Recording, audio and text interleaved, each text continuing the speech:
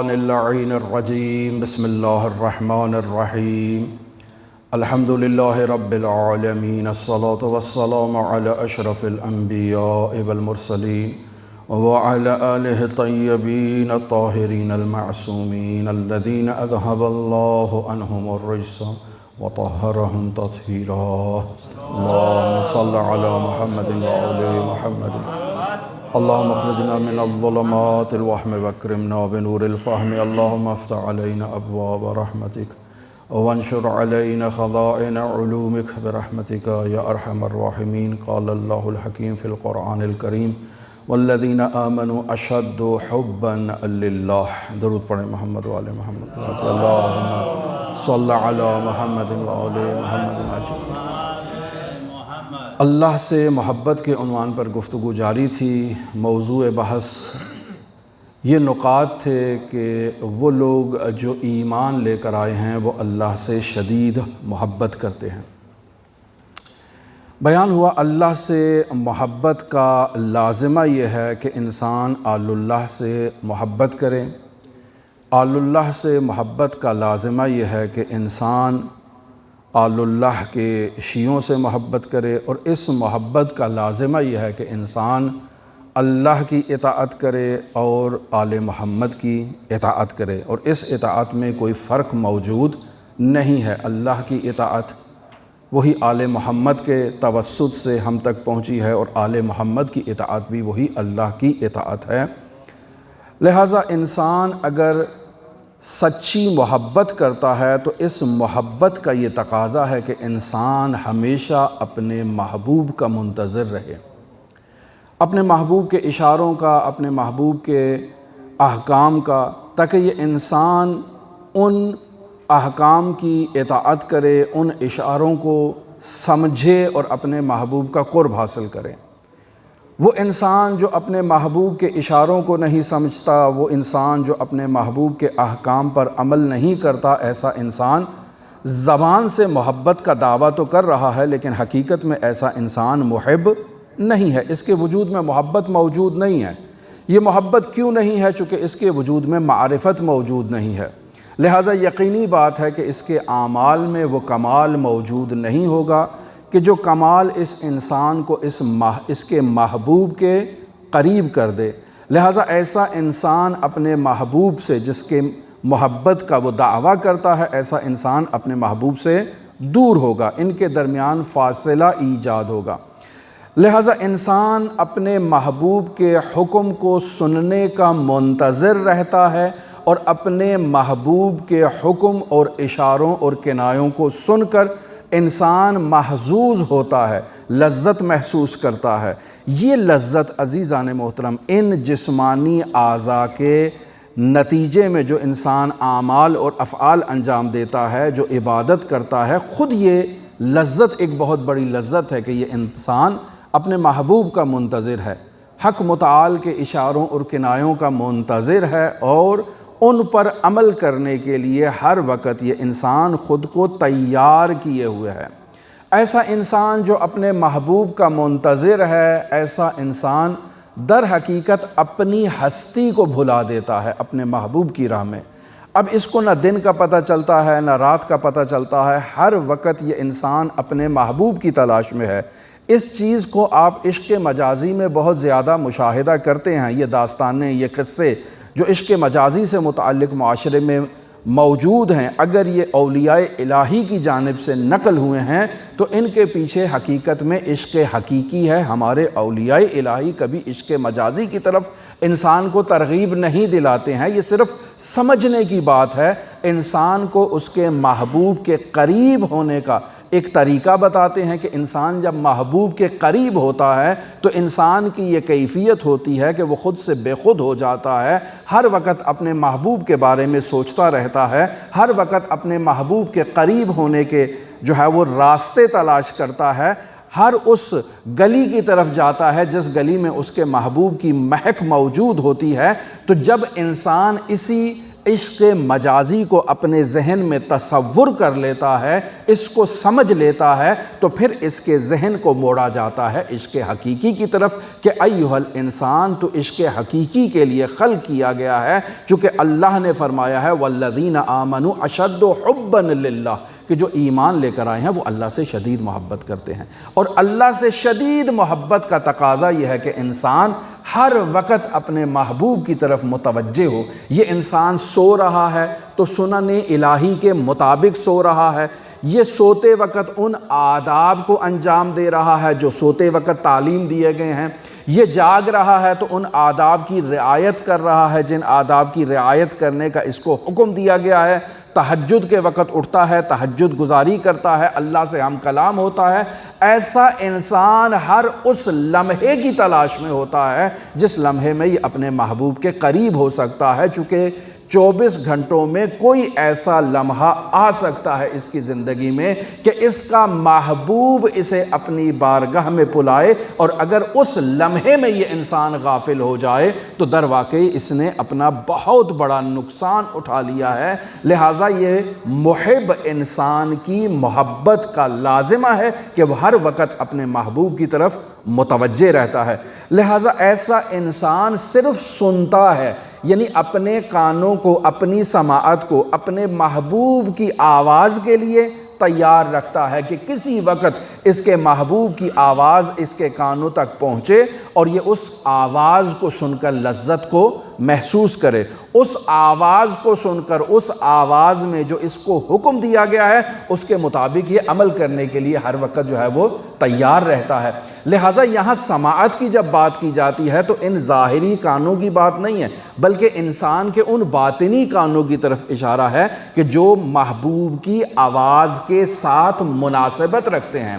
ہم انسان اس مادی دنیا کے اندر ایک دوسرے سے جب گفتگو کرتے ہیں تو ہماری آواز کے ذریعے سے یہ جو ہوا میں ایک ویوز ایجاد ہوتی ہیں، یہ جو ارتعاش ایجاد ہوتا ہے، یہ ہمارے کانوں سے ٹکراتا ہے اور ہم اس آواز کو سن سکتے ہیں۔ لیکن جب خداوند متعال کا کلام ہوتا ہے اپنے بندے سے تو وہ ان آوازوں کے ذریعے سے، ان ارتعاش کے ذریعے سے، ان ویوز کے ذریعے سے انسان کے لیے ایجاد نہیں ہوتا، وہ ڈائریکٹ انسان کے قلب مطہر پر اللہ کا وہ حکم جاری ہوتا ہے اور انسان اپنے باطن سے اللہ کے پیغام کو سنتا ہے۔ لہٰذا انسان اپنے باطن کو اللہ کی بارگاہ میں ہمہ وقت تیار رکھتا ہے تاکہ اس کے کلام کو سن سکے۔ لہٰذا ایسا انسان صرف سنتا ہے اور اطاعت کرتا ہے، اس کے علاوہ اسے اور کسی چیز کا علم نہیں ہے۔ اسے معلوم ہے کہ اس نے اپنے محبوب کی آواز کو سننا ہے، جو آواز ویو نہیں ہے، آواز مادی نہیں ہے، لیکن اس پر پھر اس نے اپنے تمام وجود کی گہرائی کے ساتھ عمل کرنا ہے۔ لہٰذا ایسا انسان جب اپنے محبوب کی طرف متوجہ ہوتا ہے تو اپنی خودی کو بھلا دیتا ہے، پھر اس کی خودی اس کے اندر باقی نہیں رہتی ہے۔ اگر انسان کے اندر محبوب کی طرف توجہ کے بعد بھی خودی باقی رہے تو اس کا مطلب ہے یہ محب ابھی نہیں ہوا۔ کیوں؟ چونکہ محب اپنے وجود کو اپنے محبوب کے لیے فنا کر دیتا ہے، قربان کر دیتا ہے۔ لہٰذا یہ جو ہم معاشرے میں نمازی ہیں، عبادت گزار ہیں، اپنے آپ کو مومن کہتے ہیں، ہمارے اکثر اعمال میں میں جو موجود ہے، خداوند متعال اس میں کو انسان سے پسند نہیں کرتا۔ مثلا میں نے مسجد بنائی، میں نے افطاری دی، میں نے روزے کھلوائے، میں نے مجلس کروائی، میں نے یہ کیا، میں نے وہ کام کر دیا۔ یہ جو انسان اپنی زندگی میں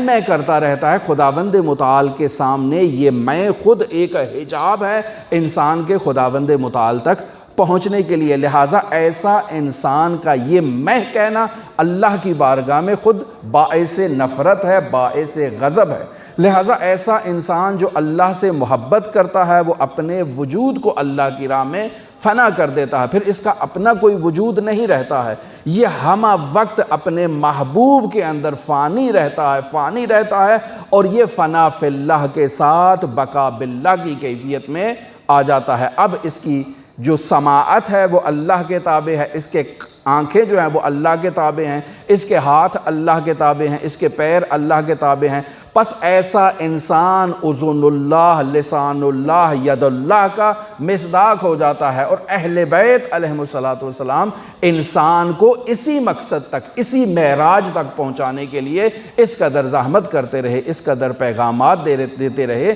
اور اس قدر یہ نورانی دعاؤں کے اندر جو مطالب بیان کیے گئے ہیں وہ اسی وجہ سے ہیں کہ انسان کو ان بلندیوں کی طرف متوجہ کیا جا سکے، اور انسان اس عرش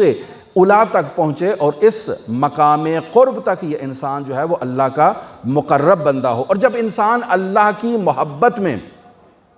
اپنے وجود کو تیار کر لیتا ہے، اللہ کے عشق میں مبتلا ہو جاتا ہے، تو پھر کل میں نے بیان کیا کہ یہ عشق، یہ محبت یک طرفہ نہیں ہوتی، یہ دو طرفہ ہوتی ہے۔ پھر انسان صرف محبت کرنے والا نہیں ہوتا، بلکہ انسان بھی محبوب بن جاتا ہے، اور وہ ذات انسان سے محبت کرتی ہے۔ پھر حضرات اہل بیت علیہم السلام اپنے اس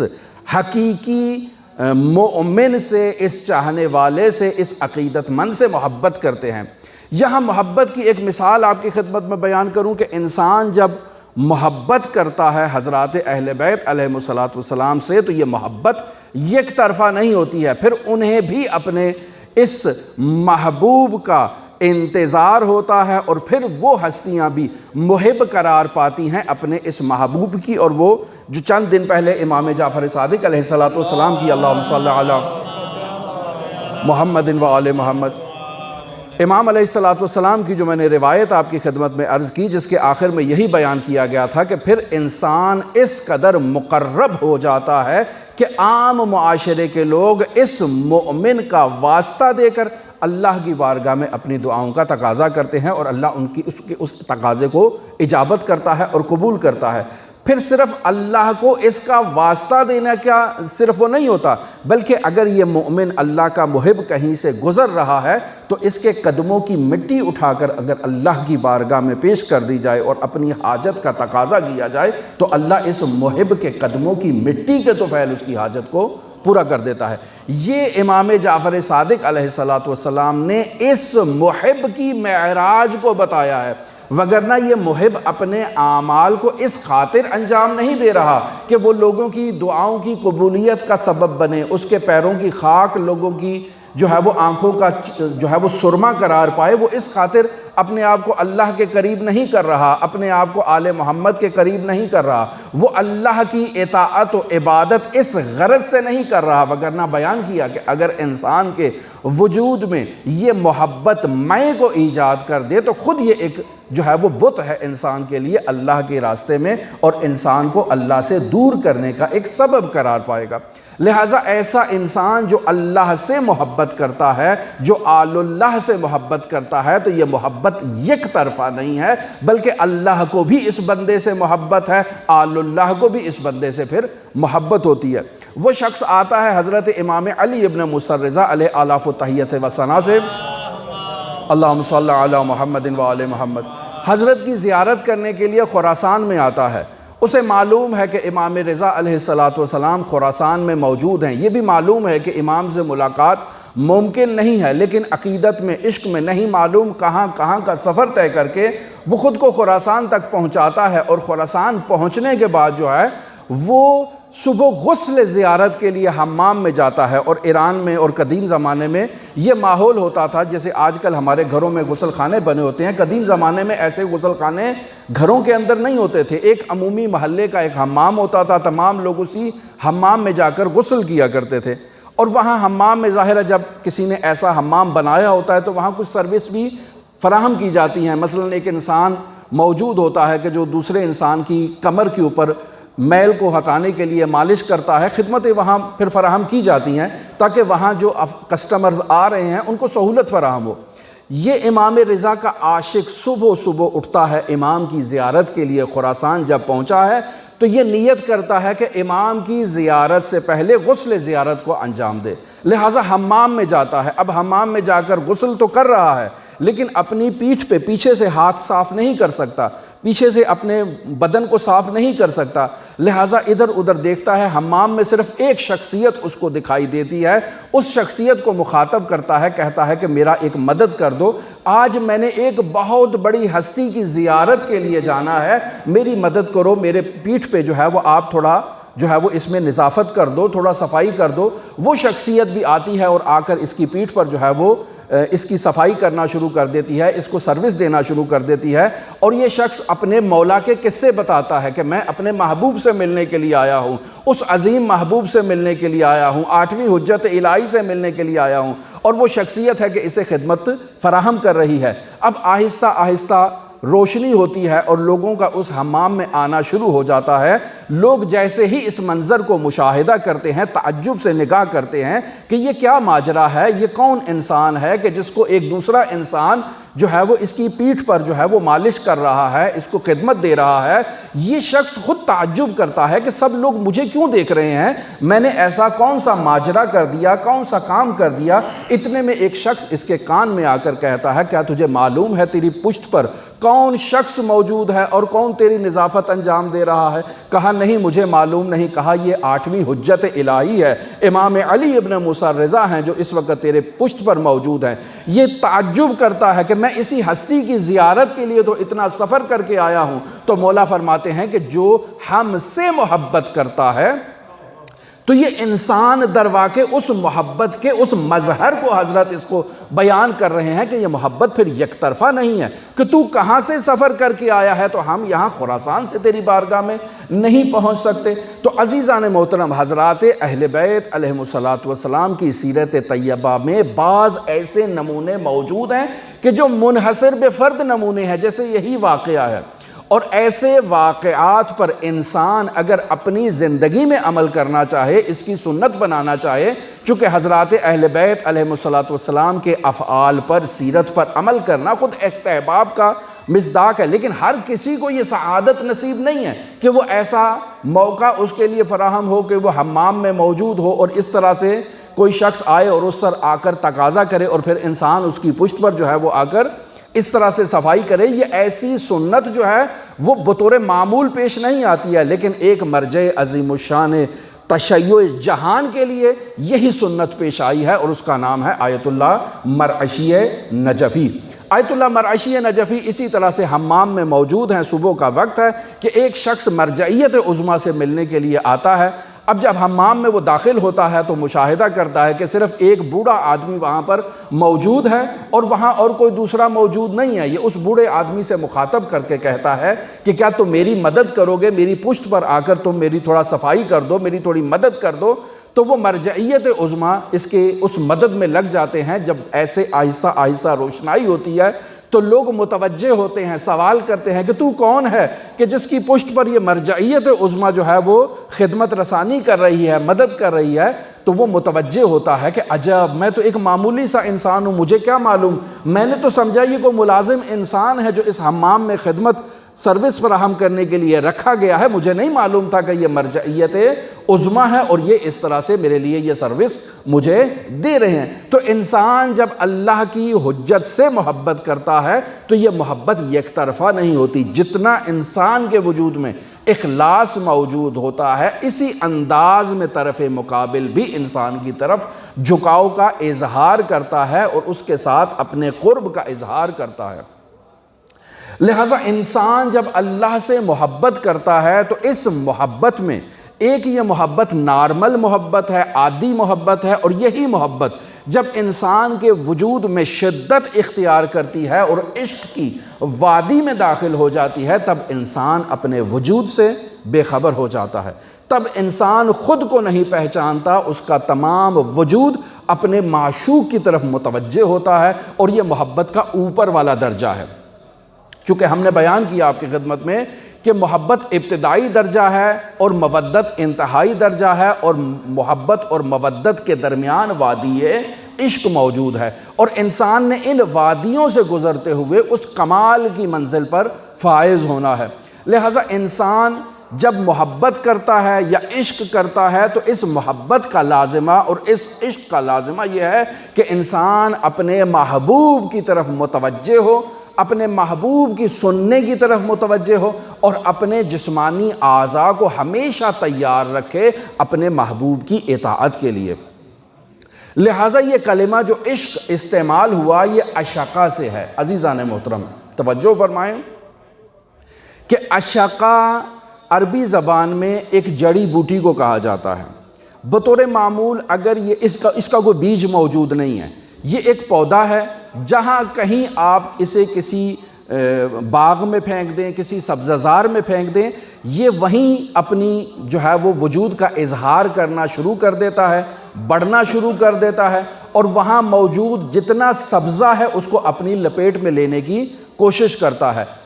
یعنی اگر آپ اس اشقہ کو کسی انگور کے باغ میں ڈال دیں تو یہ آہستہ آہستہ اس انگور کی بیل کے ساتھ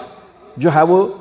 اپنا جال بچھانا شروع کر دے گا، اور جب جال بچھائے گا تو اس کو بھی غذا کی ضرورت ہے، اور یہ اپنی غذا کو اس اصلی پودے سے حاصل کرتا ہے۔ اس قدر غذا حاصل کرتا ہے کہ وہ پودا جو ہے وہ نابود ہو جاتا ہے۔ لہٰذا کہتے ہیں کہ اشقہ کی ایک چھوٹی سی ٹہنی، چھوٹی سی شاخ ایک انگوروں کے بڑے باغ کو تباہ کرنے کے لیے کافی ہے۔ ایک چھوٹی سی شاخ، آپ کسی سے دشمنی ہو تو یہ اشقہ کا چھوٹا سا پودا اس کے انگور کے باغ میں، کسی امرود کے باغ میں یا کسی ایسے باغ میں ڈال دیں، یہ وہاں پر درختوں کے گرد ایسا جال بنے گا کہ وہاں اس درختوں سے اپنی جو ہے وہ خوراک کو حاصل کرے گا کہ وہ درخت آہستہ آہستہ خشک ہوتا جائے گا۔ اس اشقہ کو ختم کرنے کے لیے جو بیان کیا جاتا ہے طریقہ کار وہ یہ ہے کہ اس کو جمع کیا جائے اور اس کو آگ لگا دی جائے۔ اگر اس کو آگ نہیں لگائی جائے گی تو اس کا وجود باقی رہے گا اور یہ اسی طرح سے جو ہے وہ باغ کو اور سرسبزے کو نابود کرتا رہے گا۔ تو یہاں آپ توجہ فرمائیں کہ اس اشقہ سے عشق نکلا ہے، یعنی یہ عشق جب کسی انسان کے وجود کو لپیٹ میں لیتا ہے تو انسان کے وجود کو ایسے ہی آہستہ آہستہ اس کو چوسنا شروع کر دیتا ہے اور انسان بالکل اسی طرح سے خشک ہو جاتا ہے، انسان کا وجود نابود ہو جاتا ہے۔ یعنی انسان کا اگر محبوب ایسا محبوب ہو کہ جس کی طرف انسان متوجہ ہے تو اس محبوب کی وہ محبت انسان کے وجود میں ایسے اشقے کی طرح اپنا کردار ادا کرے گی کہ انسان آہستہ آہستہ جو ہے وہ اپنے محبوب کی محبت میں فنا کی طرف چلا جائے گا، اور ایک ایسا مرحلہ آئے گا کہ یہ خود کو فنا کر دے گا اور اس کا محبوب صرف باقی رہے گا۔ لہٰذا اس محبت کی معراج تک پہنچنے کے لیے انسان نے اللہ سے محبت کرنی ہے، اللہ کے ولی سے محبت کرنی ہے، اور اللہ کے ولی کے حبداروں سے محبت کرنی ہے، اور یہی محبت کا نچوڑ ہے۔ ہم اگر اللہ سے محبت کے دعوے دار ہیں تو ہمیں اللہ کی مخلوق سے محبت کرنا ہے۔ ہر وہ موجود جو اللہ کی مخلوق ہے ہمارے دل میں اس کی محبت موجود ہونی چاہیے۔ کیوں؟ چونکہ وہ اللہ کی مخلوق ہے، اگرچہ اللہ کا دشمن اور اللہ کا عدو ہی کیوں نہ ہو تب بھی وہ اللہ کی مخلوق ہے اور اللہ کی اس پر توجہ ہے، اللہ کی اس پر عنایت ہے۔ یہاں دو بعد پائے جاتے ہیں، ایک بعد میں جب وہ اللہ کا دشمن ہے میں اس نظر سے اسے دیکھوں گا تو میں تلوار نکال کر اس کا سر اس کے بدن سے جدا کرنے کے لیے تیار ہو جاؤں گا، کیوں؟ چونکہ اللہ کا دشمن ہے۔ لیکن اگر دوسری عینک لگا کر دیکھوں گا، چونکہ یہ عینک فرق ہے نا، ایک عینک اللہ کے عدو کی عینک ہے، جب اس عینک سے دیکھوں گا تو اس کا سر بدن سے جدا کر دوں گا، لیکن جب دوسری عینک لگا کر دیکھوں گا جس میں اللہ کے بندے ہونے کی جہت ہوگی، اللہ کی مخلوق ہونے کی جہت ہوگی، تو پھر میں اس سے محبت کروں گا۔ صرف انسانوں میں نہیں بلکہ حیوانات میں بھی، موجودات میں بھی، حشرات میں بھی انسان جو ہے وہ پھر اس محبت کا اظہار کرتا ہے۔ پھر انسان اس دید سے دیکھتا ہے کہ میں اس پر جو نظر کر رہا ہوں اس پر میرے اللہ کی بھی نظر ہے، اس پہ محمد و آل محمد کی بھی نظر ہے، اللہ اور محمد و آل محمد اس کو عطا کر رہے ہیں، میں کون ہوتا ہوں اس کے لیے ان عطاؤں کے دروازے کو بند کرنے والا۔ لہٰذا انسان اپنی ان دو دید کو جداگانہ علیحدہ طور پر مد نظر رکھے، ان کو اگر مکس کرے گا تو یہاں انسان کے لیے مشکلات ایجاد ہو جائیں گی۔ لہٰذا جب انسان شریعت مقدسہ مطہرہ کی طرف دیکھتا ہے تو جو شریعت میں احکام بیان کیے گئے ہیں انسان ان کا تابع ہے، ان کا پابند ہے۔ ہرگز شریعت مقدسہ مطہرہ اسلامیہ کو انسان اپنے پیروں تلے روندنے کا مجاز نہیں ہے، انسان کو اجازت ہی نہیں ہے۔ کیوں؟ چونکہ یہ اس کے محبوب کی شریعت ہے، اس کے محبوب کے احکام ہیں۔ لہٰذا اس انسان میں جب تک ہوش ہے، جب تک اس کے حواس کام کر رہے ہیں، جب تک اس کی عقل کام کر رہی ہے، جب تک اس کے حواس میں حواس موجود ہیں، یہ اپنے محبوب کی اطاعت کرتا ہے۔ لیکن جیسے ہی انسان کے یہ دماغی کیفیت جو ہے وہ اس عشق کی وادی میں اس قدر آگے چلی جاتی ہے کہ انسان اپنے محبوب کے عشق میں مدہوش ہو جاتا ہے، انسان کی عقل کام کرنا نہیں جو ہے وہ چھوڑ دیتی ہے، تب اس کے اوپر وہ شریعت کے احکام جو ہیں وہ لاگو نہیں ہوتے، پھر اس پر دیوانے کے احکام لاگو ہوتے ہیں۔ پھر معاشرہ اس کو دیوانے کے نام سے یاد کرتا ہے، پھر معاشرہ اس کو کہتا ہے یہ بہلول ہے لیکن دانا ہے، یہ عاشق ہے لیکن دانا ہے، یہ اپنے محبوب کی محبت میں دیوانگی والی باتیں کرتا ہے لیکن دانائی کی باتیں بھی کرتا ہے۔ کیوں؟ چونکہ یہ اپنے محبوب کے عشق کی مستی میں جو ہے وہ مدہوش ہو چکا ہے۔ لہٰذا ایسا انسان اپنے محبوب کی طرف جب متوجہ ہوتا ہے تو چونکہ خداوند متعال نے انسان کی فطرت میں محبت کو ڈال دیا ہے، لہٰذا یہ اس فطری تقاضے کی وجہ سے اپنے محبوب کی طرف توجہ کر کے یہ انسان مسرور ہوتا ہے، یہ انسان خوشحال ہوتا ہے، یہ انسان اپنی توجہ کو ایک لمحے کے لیے بھی اپنے محبوب سے دور کرنے کے لیے رضامند نہیں ہوتا۔ اس کی کوشش ہوتی ہے کہ ہمہ وقت اپنے محبوب کی طرف متوجہ ہو اور اپنے محبوب کا سنے، اپنے محبوب کا بولے، اپنے محبوب کی وجہ سے اپنے ہاتھوں کو اور پیروں کو حرکت دے۔ ایسا انسان ممکن ہی نہیں ہے کہ یہ اللہ کی اطاعت سے ایک لمحے کے لیے بھی جو ہے وہ عدولی اختیار کرے، انحراف اختیار کرے یا دوری اختیار کرے۔ اس کا تمام وجود اس کے محبوب کی اطاعت کے لیے وقف ہو جاتا ہے۔ پھر یہ اپنے وجود سے نافرمانی کا تصور بھی نہیں کر سکتا، چونکہ یہ عاشق ہو چکا ہے۔ کس کا؟ ایک ایسی ذات کا جس ذات نے اس کو یہ اطاعت کا حکم دیا ہے، جس ذات نے اس کو نماز کا حکم دیا ہے، جس ذات نے اس کو روزے کا حکم دیا ہے، جس ذات نے اس کو شب بیداری کا حکم دیا ہے، جس ذات نے اس کو امر بالمعروف اور نہی عن المنکر کا حکم دیا ہے، جس ذات نے اس کو آل محمد سے محبت کا حکم دیا ہے، یہ ہرگز اپنے وجود سے اس کو دور نہیں کر سکتا، چونکہ یہ اس کی محبت کا تقاضا ہے۔ لہٰذا فرماتے ہیں کہ انسان جب محبت کرتا ہے تو جس چیز سے محبت کر رہا ہے، جو اس کا محبوب ہے، بسا اوقات یہ محبوب انسان کا جو ہے وہ عقلی چیزیں ہوتی ہیں، یعنی اس محبوب کی جانب سے آنے والی عقلی عطائیں انسان کی محبت کا محور قرار پاتی ہیں۔ بسا اوقات محسوسات میں جس چیز کو انسان لمس کر رہا ہے، جس چیز کو دیکھ رہا ہے، جس چیز کو سونگھ رہا ہے، جس چیز کو چکھ رہا ہے، انسان اس سے محبت کرتا ہے چونکہ یہ اس کے محبوب سے متصل ہے، اس کے محبوب سے ربط ہے۔ اب بس اوقات انسان کا یہ محبوب حقیقی ہوتا ہے، بس اوقات محبوب ظنی و وہمی ہوتا ہے، لیکن چونکہ یہ محبوب اس محبوب حقیقی سے متصل ہے، لہٰذا انسان اس اتصال کی وجہ سے اس محبوب سے بھی محبت کرتا ہے۔ لہٰذا یہ انسان اپنے وجود میں جس کے یہ محبت ایجاد ہو چکی ہے، وہ ہمہ وقت اپنے جو ہے وہ محبوب کی طرف توجہ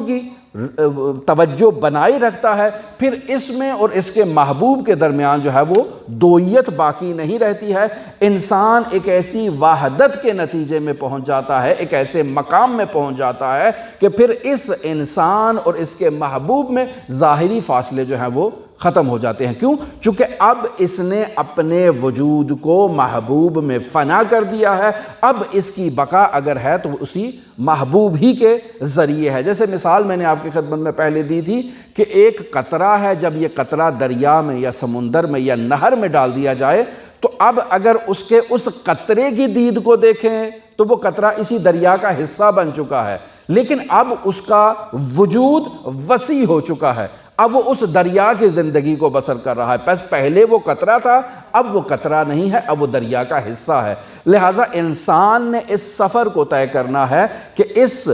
وجود مادی کو انسان نے لے کر آگے بڑھنا ہے اور اپنے وجود میں اس محبت کی شمع کو روشن کرنا ہے، اور یہ محبت کی شمع کشش الہی سے، محبت الہی سے انسان کو اپنی جانب کھینچتی چلی جائے گی، اور یہ انسان جو اللہ کی کشش میں ایک دفعہ آ جاتا ہے، جو آل محمد کی کشش میں ایک دفعہ آ جاتا ہے، تو پھر یہ ان ذوات سے خود کو دور کرنے کے لیے ہرگز تیار نہیں ہوتا ہے۔ یہ ہمیشہ ان ذوات کی طرف متوجہ رہتا ہے، اور ہمیشہ ان ذوات کی اطاعت کے لیے، فرمان برداری کے لیے، خوشنودی کے لیے یہ انسان خود کو ہمہ وقت تیار رکھتا ہے۔ لہٰذا ارشاد ہوتا ہے ما احب اللہ من عصاہ، کہ جو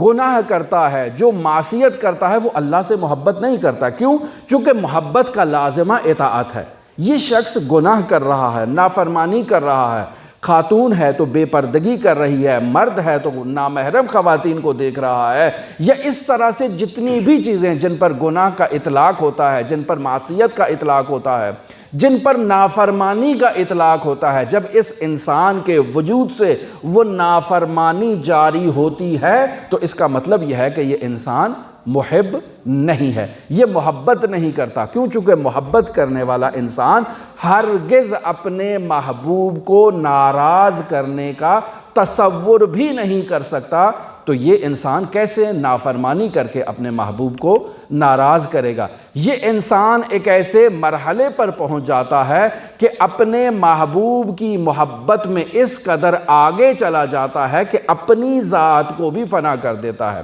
اپنی میں کو بھی ختم کر دیتا ہے، اور اپنے محبوب کو اس انداز میں مخاطب کرتا ہے جیسے حضرت مخاطب کرتے ہیں الہی کیف ادعوک، اے میرے پروردگار میں تجھے کیسے مخاطب کروں، آنا میں تو میں ہوں میرے پروردگار، میں تجھے کیسے مخاطب کروں کہ جب میری یہ میں ابھی بیچارگی کے اندر ہے، میری یہ میں ابھی کمزوری کے اندر ہے، جب میں بیچارہ ہوں، جب میں کمزور ہوں، جب میں ہوں، تو میرے پروردگار میں تجھے کیسے مخاطب کر سکتا ہوں؟ تو عظیم ہے، تو جل شأنہ ہے۔ لہٰذا انسان اس حقیقت کی طرف متوجہ ہو جاتا ہے کہ وہ جس معبود حقیقی کو مخاطب کرنا چاہ رہا ہے، وہ معبود حقیقی بہت اجل ہے، بہت اعظم ہے، بہت اس کا مرتبہ و مقام بہت ہی بلند ہے۔ کتنا ٹائم؟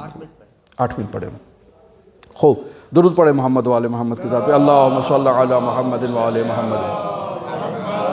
وعجل فرجہ۔ لہٰذا انسان جب اپنے محبوب سے محبت کرتا ہے تو یہ محبت 2 طرح کی ہوتی ہے۔ ایک محبت جو ہے وہ محبت ذاتی ہے، محبت تکوینی ہے، اور ایک محبت اکتسابی ہے۔ کل اس کی میں نے مثالیں آپ کی خدمت میں 2 روایات کی روشنی میں بیان کی ہیں۔ محبت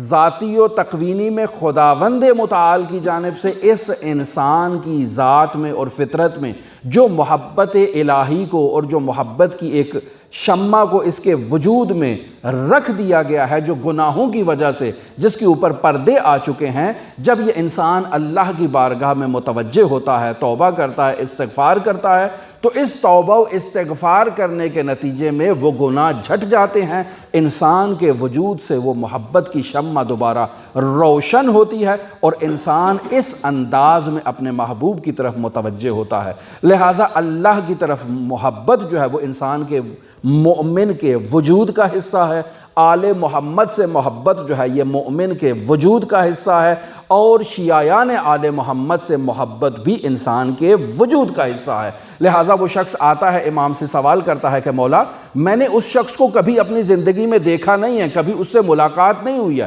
نہ اس نے کبھی مجھے دیکھا ہے اور مجھ سے ملاقات ہوئی ہے، لیکن آج جیسے ہی اس پر نظر پڑی ہے وہ میرا عاشق ہو گیا ہے اور میں اس کا عاشق ہو گیا ہوں، مولا اس کا فلسفہ کیا ہے؟ تو مولا فرماتے ہیں کہ یہ فلسفے کا پیچھے جو بنیاد ہے وہ بنیاد ہے محبت، کہ یہی محبت جو انسان کی فطرت میں موجود ہے، مومن کو مومن سے محبت ہے، مومن کو اہل بیت سے محبت ہے، مومن کو اللہ سے محبت ہے۔ جب انسان اپنی اس فطرت کی طرف متوجہ ہوتا ہے تو انسان کے وجود میں وہ محبت کی شمع جو ہے وہ شعلہ ور ہوتی ہے۔ جب انسان اس محبت کی طرف متوجہ ہوتا ہے تو اپنے محبوب کی طرف لپکتا ہے اور محبوب کی طرف متوجہ ہوتا ہے، محبوب سے کلام کرنے کو دل کرتا کرتا ہے، محبوب کی سننے کو دل کرتا ہے، محبوب کی صحبت میں بیٹھنے کو دل کرتا ہے، یہ سب روایات میں یہ چیزیں موجود ہیں۔ اور دوسرا محبت جو ہے وہ محبت اقتصابی ہے کہ جس کو ہم نے موضوع گفتگو قرار دیا ہے کہ اس محبت اقتصابی میں انسان معلومات حاصل کرتا ہے، اپنی معرفت کے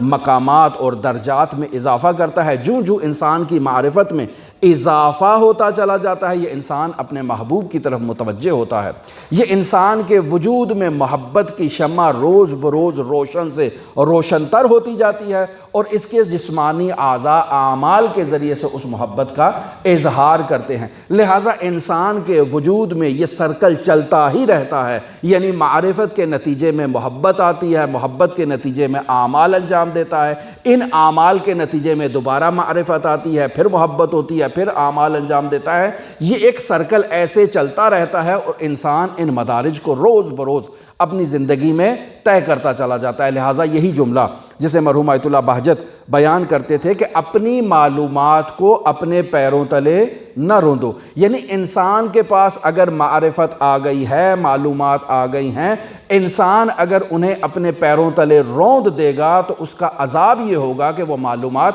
انسان کے وجود سے رخصت ہو جائیں گی، انسان محروم ہو جائے گا۔ اب جب انسان محروم ہو گیا تو یقینی بات ہے کہ اطاعت سے بھی انسان جو ہے وہ دور ہوتا چلا جائے گا۔ لہٰذا حدیث میں یہی نقطہ بیان کیا گیا کہ من عمل بما علم ورثہ العلم ما لم يعلم، کہ وہ انسان جو عمل کرتا ہے اپنی معلومات پر، خداوند متعال اسے مجہولات کا عالم بنا دیتا ہے۔ یعنی جسے آپ علم غیب کہہ رہے ہیں، جسے وہ نہیں جانتا، وہ خداوند متعال اس انسان کے وجود میں ڈالتا ہے، اس محبت کے نتیجے میں، اس اطاعت کے نتیجے میں۔ لہٰذا انسان اپنی وجودی ظرفیت کے مطابق جس قدر معرفت اور معرفت کے نتیجے میں محبت اور محبت کے نتیجے میں اطاعت کرتا ہے، خداوند متعال مزید اس کے اندر جو ہے وہ علم کے خزانوں کو کھول دیتا ہے۔ دعا گو ہے خالق متعال کی بارگاہ میں ہمارے وجود میں علم کے خزانوں کو کھول دے۔ دعا گو ہے خالق متعال کی بارگاہ میں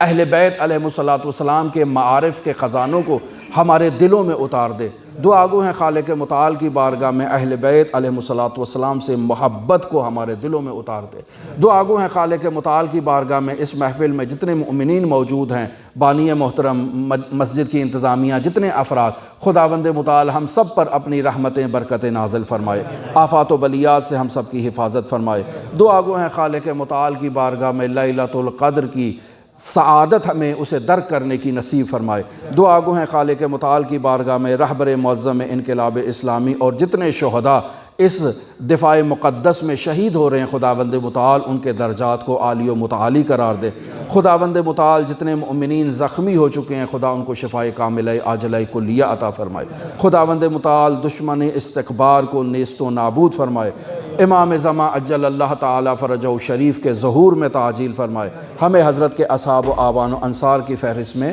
شمار فرمائے۔ اللہم صلی علی محمد و آل محمد۔